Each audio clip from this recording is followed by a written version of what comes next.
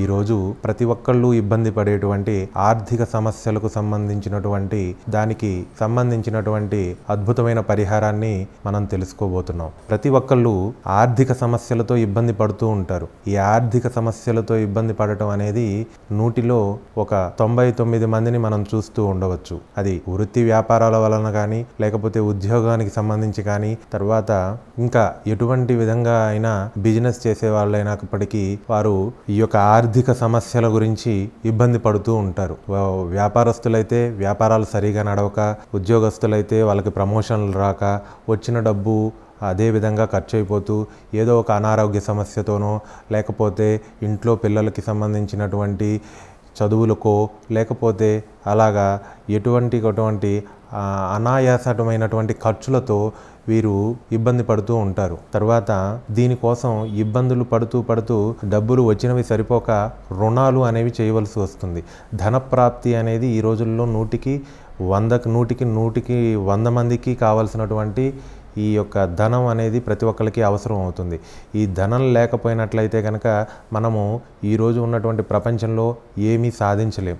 కాబట్టి ధనం మూలం ఇదం జగత్ అనేది ఎంత సత్యమో, అదేవిధంగా ఈ యొక్క ధనప్రాప్తి కొరకు ఎవరైతే ధనం లేకుండా ఇబ్బంది పడుతూ ఉన్నారో, తర్వాత ఎవరైతే ఈ వచ్చిన ధనం సరిపోక రుణాలు చేసి ఉన్నారో వారందరూ ఈ యొక్క చిన్న పరిహారం చేసినట్లయితే అత్యద్భుతంగా మీ యొక్క జీవితంలో ఉన్న రుణాలన్నీ ఖచ్చితంగా పోయి మీరు ఐశ్వర్యవంతులై తప్పనిసరిగా ఉంటారని చెప్పి, ఈ యొక్క పరిహారం చేసినట్లయితే ఈ ఐశ్వర్యవంతులై ఉంటారని చెప్పి మీకు సవినయంగా తెలియజేస్తున్నాను.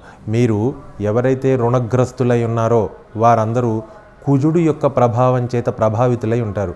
కుజుడు యొక్క ప్రభావం చేత ప్రభావితులు అయినప్పటికప్పుడు మాత్రమే రుణాలు అనేవి ఉంటాయి. అది పూర్వజన్మ రుణాలు అయి ఉండొచ్చు, ఈ జన్మ రుణాలు అయి ఉండొచ్చు. ఈ యొక్క రుణాలకి అధిపతి కుజుడు. కాబట్టి కుజుడుకు సంబంధించిన వీక్షణ జాతకంలో సరిగా లేనప్పుడు మీకు రుణాలకు సంబంధించిన ఇబ్బంది అనేది ఉండటం జరుగుతుంది.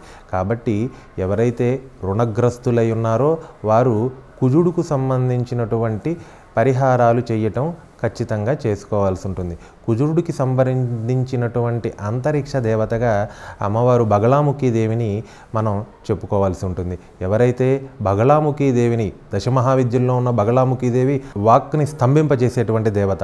చక్కగా ఈ అమ్మవారిని కనుక మనం ఉపాసించినట్లయితే, ఈ అమ్మవారి శ్లోకం చేసినట్లయితే, ఈ అమ్మవారి యొక్క కవచం ఉంటుంది, బగళాముఖి కవచము. తర్వాత అమ్మవారికి సంబంధించినటువంటి బగళాముఖి మంత్రమాలా స్తోత్రము అని ఉంటుంది, ఈ యొక్క బ్రహ్మాస్త్రమాల మంత్ర స్తోత్రం అని ఉంటుంది. ఈ యొక్క 3 స్తోత్రాలు మీరు కనుక చదువుకున్నట్లయితే కుజుడు యొక్క ఇబ్బంది నుంచి బయటపడవచ్చు. అదేవిధంగా ఎవరైనా సుబ్రహ్మణ్య స్వామిని కనుక సేవించినట్లయితే ఈ యొక్క కుజుడు యొక్క ఇబ్బందుల నుంచి బయటపడతారు. అదేవిధంగా వీరభద్రస్వామిని కనుక సేవించినట్లయితే కుజుడు యొక్క ఇబ్బంది నుంచి బయటపడతారు.